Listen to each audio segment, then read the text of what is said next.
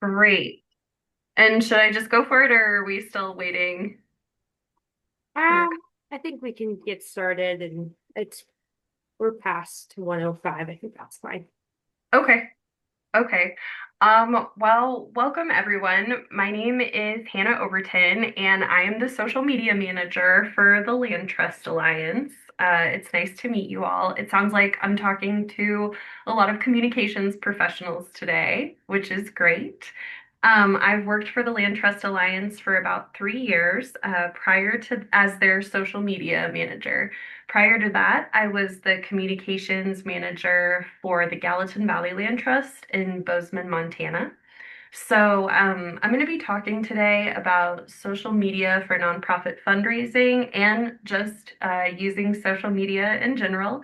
And then I'll also share some campaigns that we've done or some examples from campaigns that we've done both at the Land Trust Alliance and at Gallatin Valley Land Trust, because I think that those might be a little more applicable to your work, working with your local communities. And yeah, hopefully you'll pick up some interesting tidbits and tricks along the way.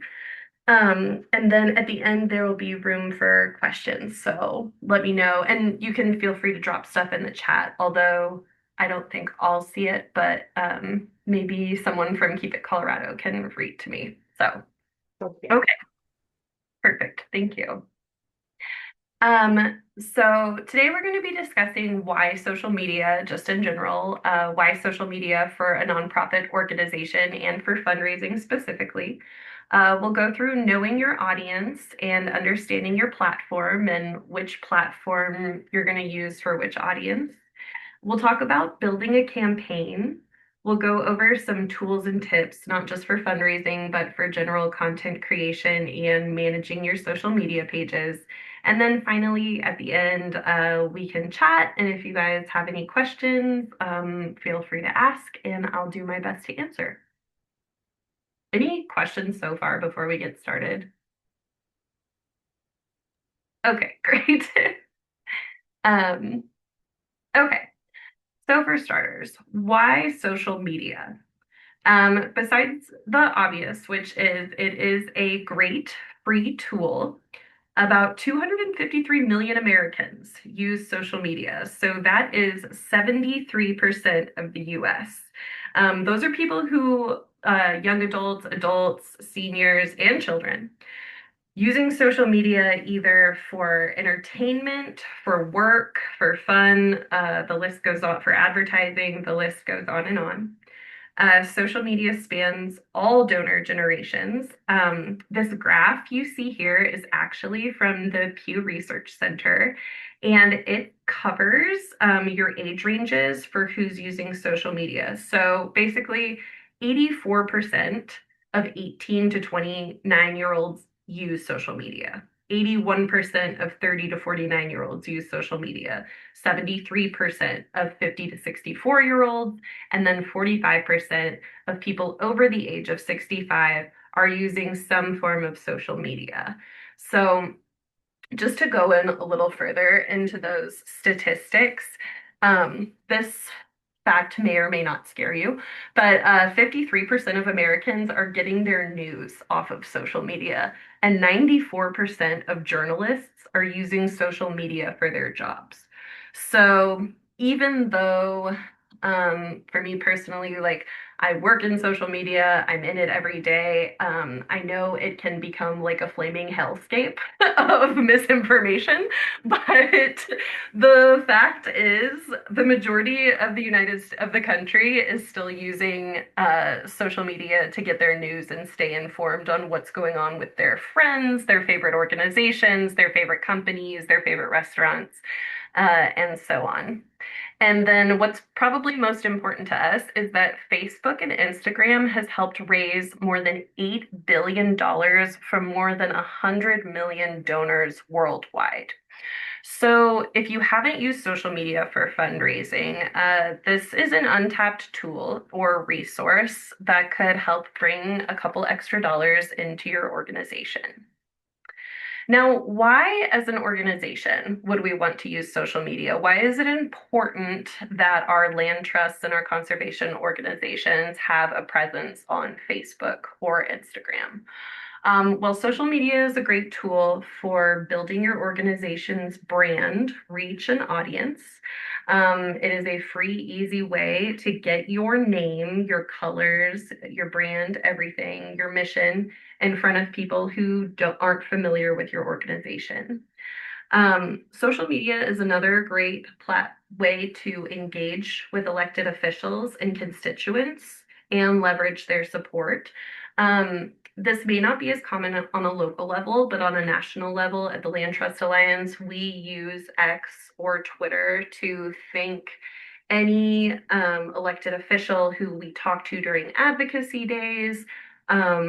We are hoping that their constituents see that we've engaged with those elected officials, and we use it as a way to spread information and talk about matters that are important to us, policies and agenda items.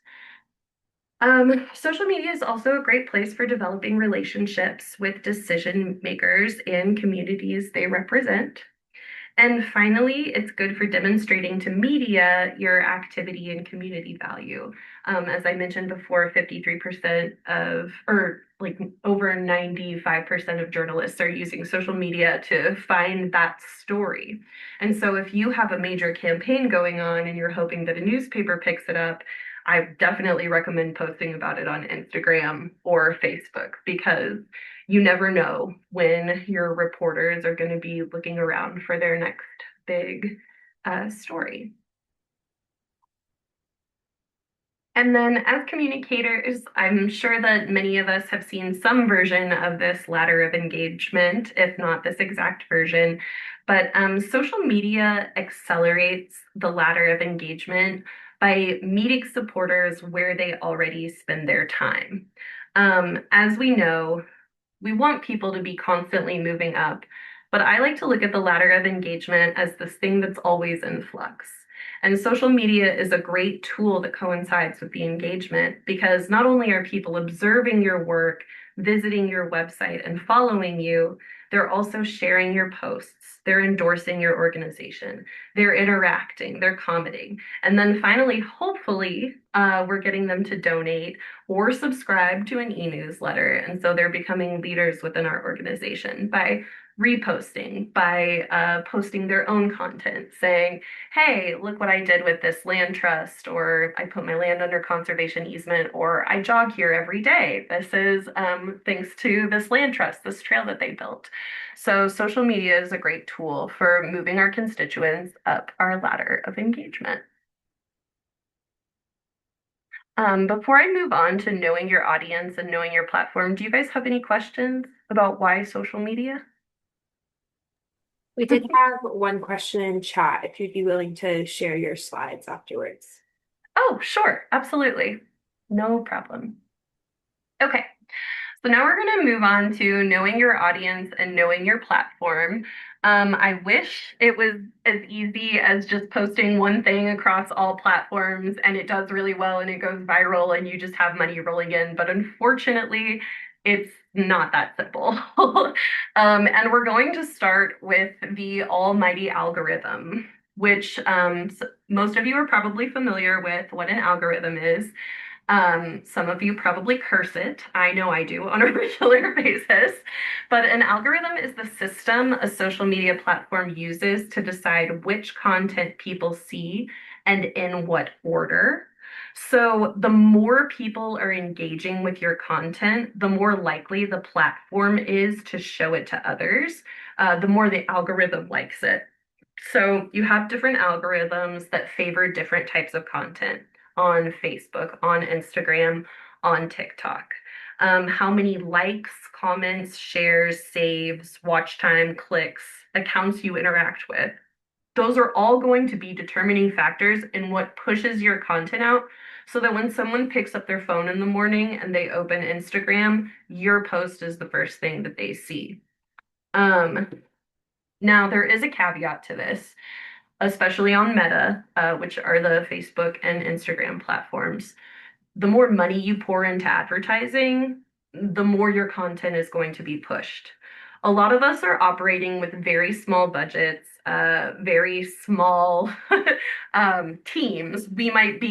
You might run your social media channels, but you also might update your web content, or you might be managing your donor database, or you also might be development.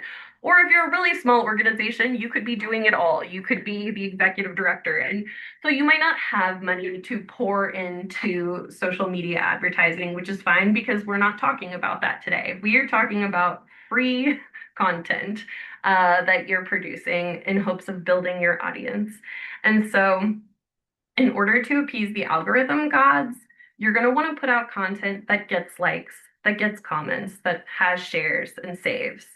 Um, and let's see, I'm trying to see if there's anything else. So our job is to create posts that people genuinely want to stop, read, watch, comment on, and share. And the more you tailor your content to each individual platform and audience, the better luck you'll have feeding the algorithm.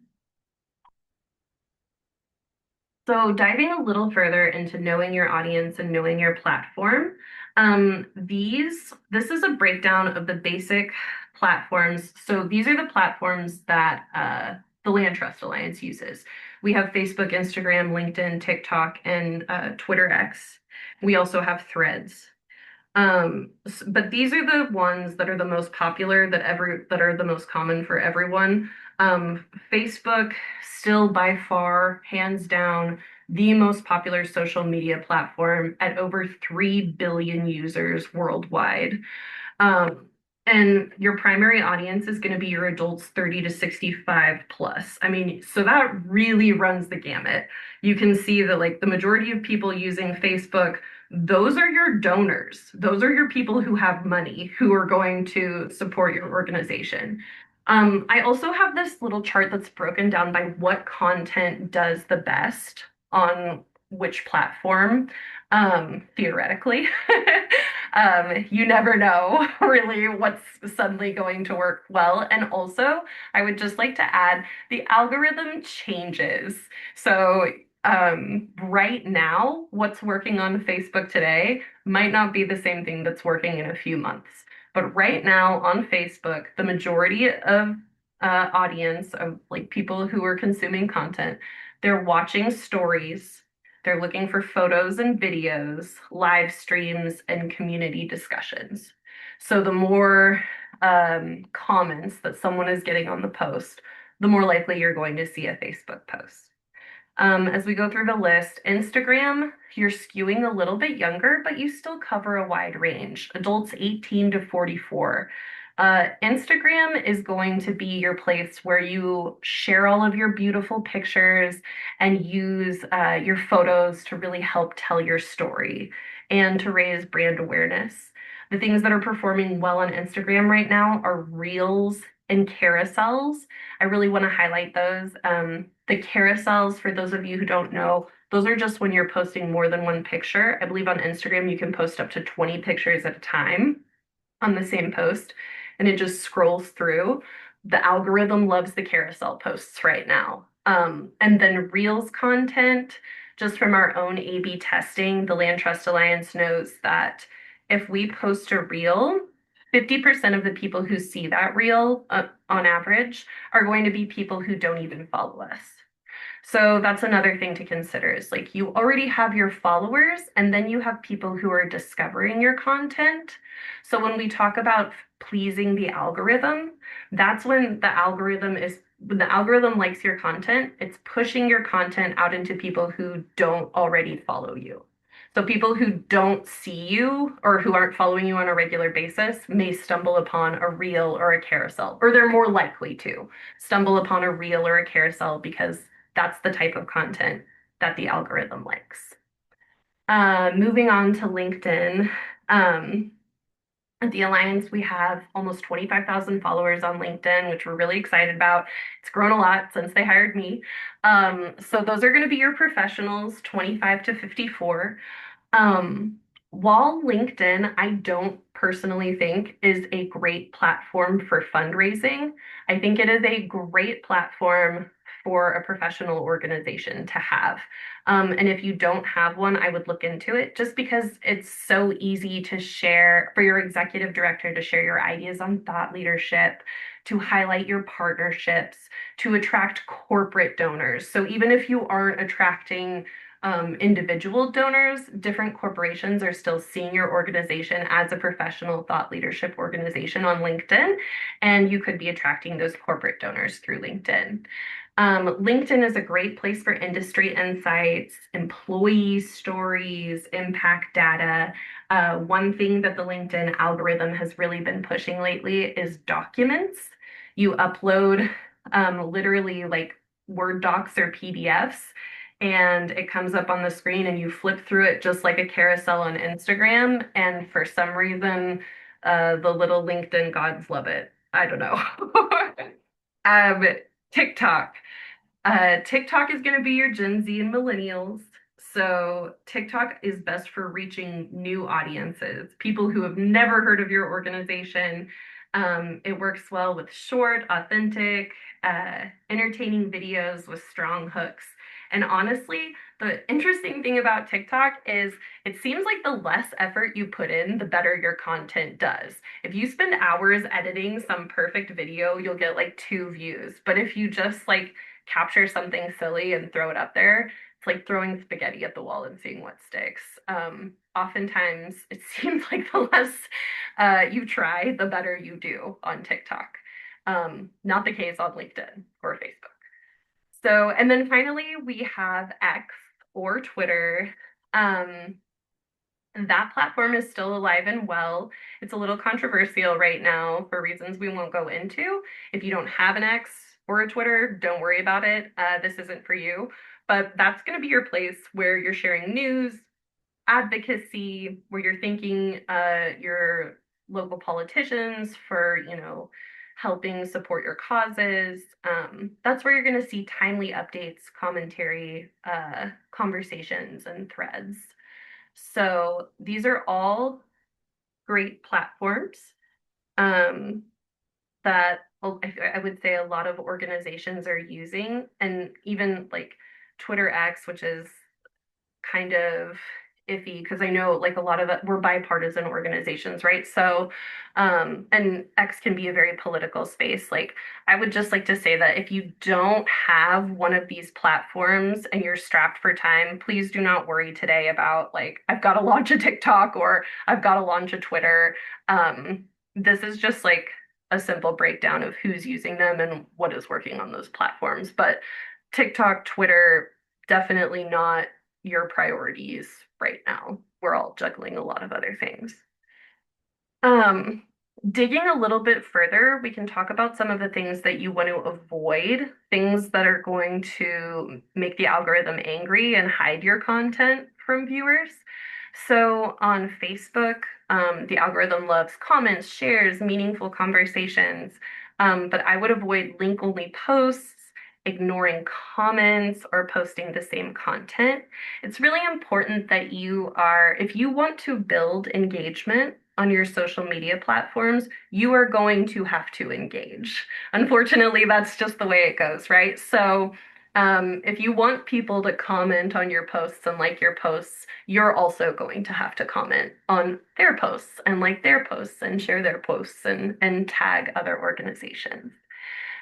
Things that work well on Instagram, we talked about reels, saves, shares, and watch time. Avoid low quality images, avoid walls of text, visible watermarks, and long periods of inactivity. That just means avoid going days or weeks without checking your Instagram. Even if you're just logging on in the morning to reshare something in your stories or just do a quick little, I love if I'm having trouble thinking of good content, I'll pull a Mary Oliver quote out or, some kind of conservationist quote, beautiful picture of the mountains. There we go. We fed the algorithm for the day. LinkedIn, avoid corporate jargon. I wouldn't just copy and paste press releases, even though it's a great place to post news. Try to liven it up, make it a bit more conversational, and avoid promotional posts. TikTok, we kind of talked about the faster, the better. So avoid slow openings, get straight to the point. Avoid highly polished videos. TikTok is all about authenticity and being quick. So, and then also avoid horizontal videos, which just means like don't post videos like this, post them like this. Um, let's see. And then X, inconsistency, links, never replying. Um, use replies, repost discussions on X. But again, I would say that for all of these platforms to work, the main thing is using them and consistently using them, not just you post something one week, you come back to it the next week, but like coming up with a content calendar and being consistent in your posts is automatically going to build up your engagement. Okay, now when it comes to fundraising specifically for our nonprofit organizations, I would say focusing on Facebook and Instagram is the way to go. Meta makes it incredibly easy to fundraise on these two platforms. They can already connect to the PayPal Giving Fund. So without even having to create a fundraiser, like you have capabilities to create fundraiser. Like when I say create fundraiser, like without even having to create a campaign within your organization, you can create campaigns on Instagram, on Facebook, have it connect to your bank account. Money is automatically funding in. It just makes it super easy. They're also really great platforms for sharing links and telling stories. So, if we look through why Facebook and Instagram are our top fundraising platforms, we can go back and look at, the age. The 30 to 65-year-olds are highly active on Facebook. So those are your people with money. Supporters naturally share causes with friends and family. I'm sure we've all seen, if we're on social media, I'm sure we've all seen our friends say, "Hey, it's my birthday, and this year I am raising money for Planned Parenthood or, whatever cause." Um, there are strong event and community features. So if not only are you raising money, but you're also having a celebration or an event, you can create an event on Facebook. It's easy to direct people to donation pages. Well, I don't recommend just dropping a donation link on your page. Like you should always be telling a story and why it's important to support your cause. It's super easy to share links and go directly to your donation page. And then finally, Facebook is an excellent platform for storytelling. Instagram, highly visual storytelling, as we mentioned. There's a great way to have strong emotional connection through photos and videos. If you're creating a video for your campaign, cut it down, put it on Instagram. That's a great way to recycle content and also get your message across. I mentioned before at the Land Trust Alliance, whenever we post a reel, about 50% of the people who see the reel don't even follow us. So, reels are a great way to dramatically expand reach. And then your link in bio and your stories, where you can drop links in, make it very easy to donate. So, Instagram is another excellent place for cultivating young supporters. Um, and then finally, I'll just say, well, every platform has value. Facebook and Instagram are where nonprofits tend to have the greatest opportunity to turn engagement into donations because they reach large audiences of adults, they encourage community interaction, and they make it easy to move supporters toward giving. So those are the platforms we're going to focus on as far as fundraising goes. Um, any questions around platforms? I'm curious to know, has anyone tried fundraising on LinkedIn or X or any platform besides Facebook or Instagram? Do you want to go first, Wes? Sure. Uh, yeah, I mean, I feel like we've definitely posted fundraising content on LinkedIn, but I don't think it has been super effective. I feel like Yeah. uh, for our organization, we've kind of been focusing more on like low-hanging fruit in terms of Mhm. engagement, in terms of like trying to get people to sign up for newsletters or attend events, and then kind of introduce them to the organization and what we're doing that way through asking them directly for donations directly on social. At least Mhm. that's kind of our experience. Cool. Julie, did you? Um, So I haven't had to do fundraising previously in my previous roles. I've only been in this role for about a year and a half, but definitely something that we're looking at for that I'm looking at for my role here at CNHP. I'm at a department at CSU, and so prior to that, I didn't have to do fundraising in my other department, but definitely can see some value in it for CNHP. But the only one we had recently was the university had created a campaign, and then we basically signed up for that, and they provided a lot of the promotional materials. And we then, like the bare minimum was we were supposed to post once a week. And we did that, and we just did not have really any success across.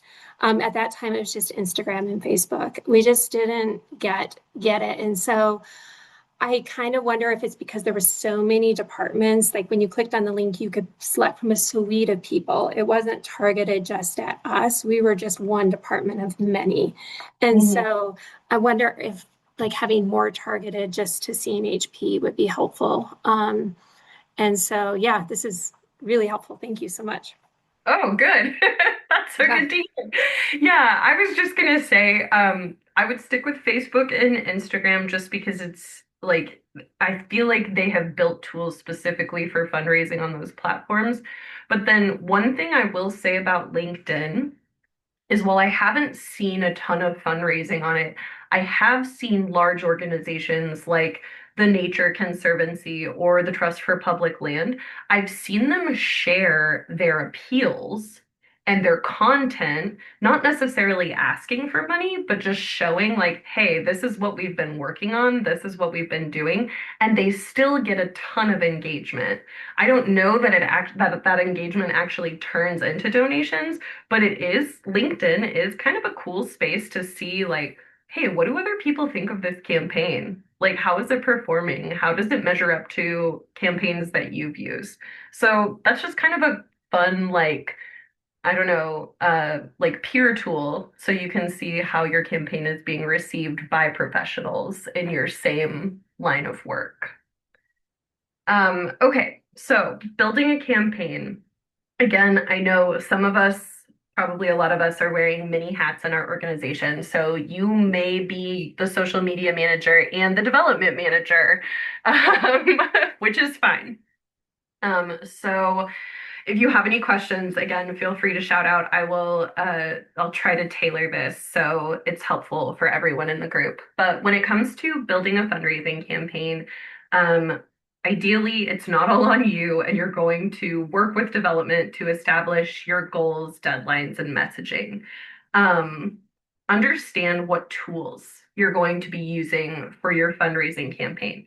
Are you going to be sending a direct mailing? Are you going to have email appeals that go out through whatever email server you use? Are you going to be crowdfunding? At Gallatin Valley Land Trust, we did a crowdfunding campaign through GoFundMe, which was really great. It ended up raising over $10,000. So it was pretty successful. And they do have nonprofit options for different crowdfunding pages. Letters to the editor, guest columns. Will you be announcing your campaign in your local newspaper? Who are you going to have write those letters to the editor? Who are you going to have write those guest columns? Will you be updating your website for this campaign? Are you going to make an announcement on your homepage? Are you going to link directly to your donor page?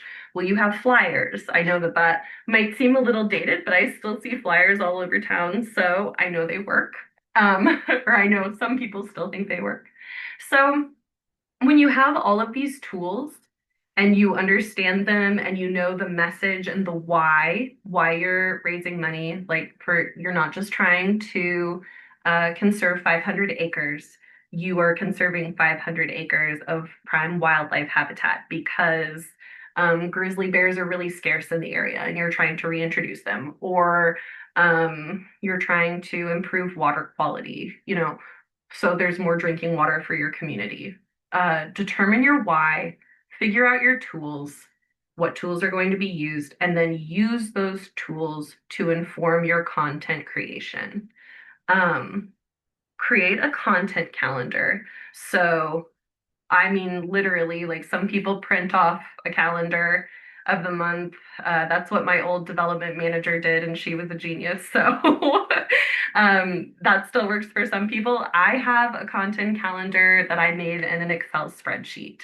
And so I literally go through like day by day and say, this is what I'm posting this day. This is what I'm posting this day. This is what I'm posting this day. And I go ahead and draft it all up. Now, if you already have your direct mailings, your email appeals, your little drop-offs that you're sending out with your campaigns, your content is already created for you. You just have to trim it down into bite-sized social media size morsels for your audience to digest.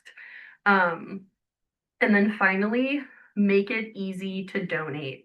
Um, Julie, when you shared your experience, that made me think like, was the donation link like, or was the link provided, did it go directly to your donation page? Like that's what we do at the Land Trust Alliance. If we're fundraising on social media, on Facebook, I'm gonna put the link that goes straight to checkout. So all you have to do is put in your amount and it's going straight to the organization. Yeah. Yeah, Oh, there was a direct link. Well, let me take, I'd have to go back and confirm. I'm not sure if it went to the landing page for the larger fundraiser and then you selected the org. I'd have to double check that, but I do feel like there was a direct link to our okay. page off of that. But yeah, I'll go back and look. Okay. And so yeah, finally make it easy to donate. You want to put your direct link in there.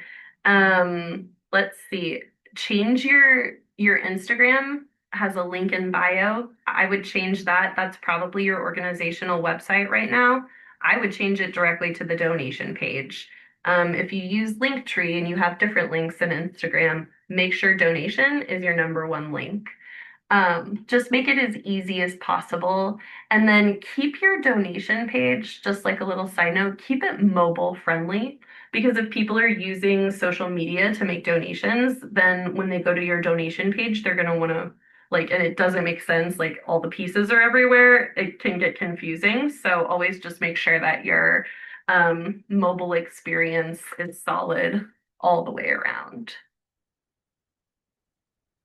Okay.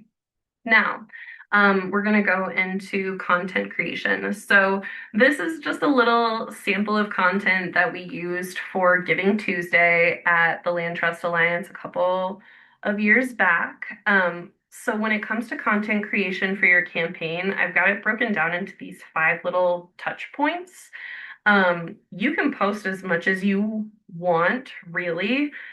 So many people are consuming tons of content and scrolling through stories.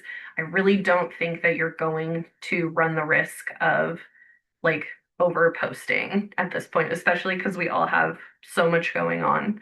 So, first of all, build awareness. Your first post should talk about the problem that you're trying to solve and why it's a problem and why you're trying to solve it and why solving this problem will be for the greater good. Post 2, announce the campaign. Say, hey, we're raising money for this reason. This is how much time we have. This is how much money we're trying to raise. This is why we're trying to raise it. As you raise money throughout your campaign, post updates and testimonials. Now, this doesn't have to be from funding that comes in directly through your social media pages. I'm talking about like even if you have donors writing you like coming into your organization and writing you checks, get a testimonial from them. Share a quick clip of your donor saying like I'm supporting this campaign because or this is important to me because you guys work with local organizations, seeing, your community faces, putting those out there, that's a really great way to drum up engagement and also get people excited for your cause. Um, 4, encourage your audience to share. Maybe you have a great relationship with some of your donors and you can reach out to them and say, hey, I would really appreciate it if you would share this post, or if you could send this to some friends, or you donated. Would you mind making a post on Facebook about, why it was important to you to support the organization? This is just going to further your reach to more people who don't see your content. And then finally, make sure at the end of the campaign, you don't just go radio silent. Share the final amount you raised and say thank you to your donors. This is just like a fun little meme, like a silly meme I created because this particular Giving Tuesday, it was like the most successful ever. And so I made a little post about like, oh, your fundraising staff are the most successful Giving Tuesday in Alliance history. And then the content that went along with it was, wow, we raised over $30,000. Thank you so much, yada, yada, yada. So that's my formula for content creation for a campaign. Um, and I would say, even if you don't hit your goal, like social media is a great place to encourage people to keep giving, or like we're like, oh, we hit our goal, but there's still time to give, or we're almost there. Posting updates throughout the campaign, really helpful to keep things moving. So you may not necessarily have donations come in through Instagram or Facebook, but that doesn't mean that people didn't see your post and then find another way to give to your organization. This is really just another way of free advertising for your campaign that I think works really well. Um, we talked about kind of like what I'm getting at is you want your social media to be like an integrated campaign. So this is an example of like an integrated campaign that I did with Gallatin Valley Land Trust many years ago. So we were saving this, I don't know if you can see this little red area outlines a parcel on one of the biggest parks in Bozeman, one of the most popular parks. It also happens to be a dog park. So this slide is just to really show you how branding and messaging could be aligned to raise money. So we had this sign at the park, which made it really easy to donate and learn more with this QR code. This up here is our Instagram post where we announced this 12-acre parcel is for sale. We need to save it. This is how much money we're going to need. And then we started fundraising. Pretty soon into the campaign, as things developed, we realized like Pete's Hill is a beloved dog park. And we started getting a few donations to save this parcel on behalf of people's pets. Like we would get donations and that would say, hey, this is for Snuggles or whatever.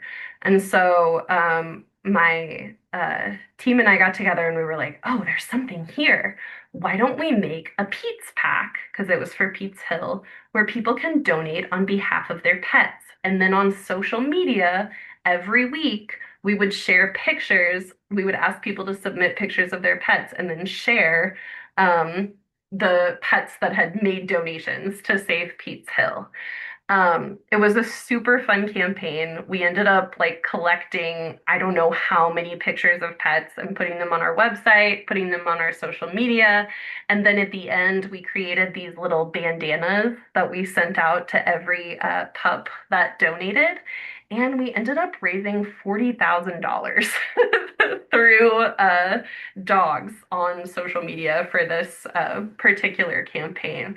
So it was just a really cool example of how like cohesion and working together and making sure your messaging is aligned across your website, your social media platforms, your emails, whatever leave behinds you have, how it's all working together to raise funds. And then finally, this is really important. Social media does not raise money alone.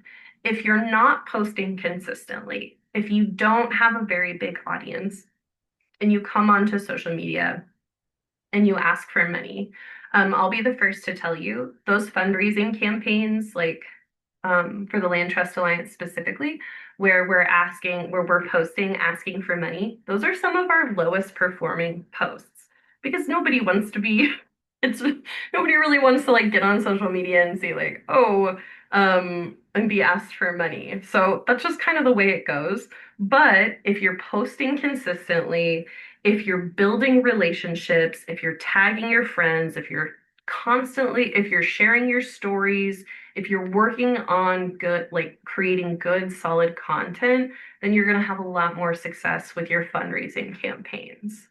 Um, you want it to feel less like a solicitation and more like an opportunity for your followers to help a cause that they already care about.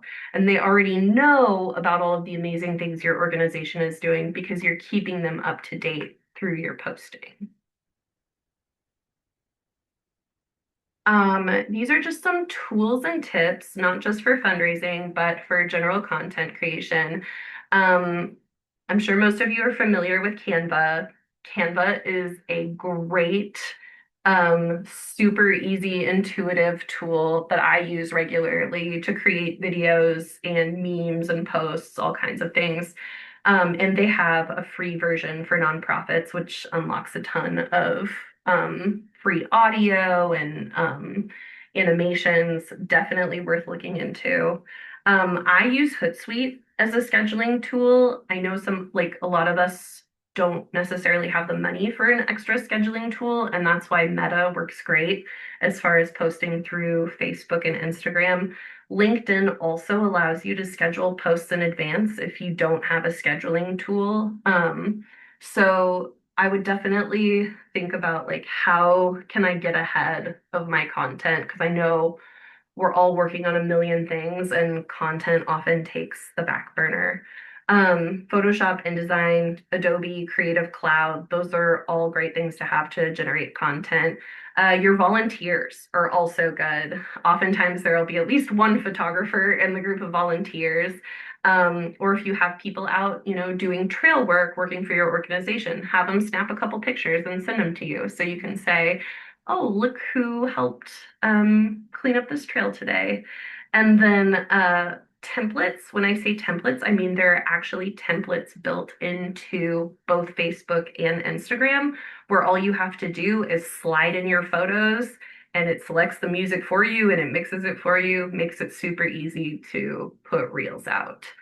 Um, and then my tips just for like general content creation and management. Being funny and informative is really the secret sauce. And I would say like the National Park Service, I think they do an amazing job of being funny and informative. Um, TNC also does a great job. So if you can like make people smile while teaching them something, that's the way to bring in followers. Don't engage with the haters. Um, it's just not worth it. And if you get hate comments on your posts, ignore them, hide them, delete them. Do not try to explain to the keyboard warriors why you're making a statement about whatever it is you're talking about. It's just not worth it and it'll go away. I know sometimes it can feel all consuming, but wait a couple days and you won't even remember the mean comment you got about your post. And then finally, don't force a trend. I like to use like a bunch of trends that are happening right now, like the millennial versus the Gen Zer, or different trends you see on TikTok or Instagram. But if it isn't going to work for the organization, I'm not going to try to make it work. Like if I can't think of an idea for a trend within like a few minutes, then it's time to move on and focus on something else. And then when it comes to content creation, just really quickly, I'll share that like the great Nora Ephron once said, everything is copy, everything is content. Your volunteer work days, your board meetings, you get a new intern or employee, beautiful sunrise, trail maintenance, stewardship visit, all of these things, wildlife sightings, especially, people love cute animals. It is all content. And oftentimes your content, like let's say you put out a blog story. That's going to be content for 3 different platforms. You can break that, you can just share that blog on LinkedIn. You can pull out a section and the photo and share it on Instagram. You can pull out another section, share it on Facebook. One story, you have 3 different social media posts. Content is literally all around you. And if we had more time, I would help you brainstorm, or I can try to help brainstorm some content, or you can reach out to me if you're feeling stuck. So, that's my presentation. Do you guys have any questions for me? I hope that was helpful. That was so helpful, Hannah. Thank you. I'm going to stop recording so you can have a discussion and questions now. Okay.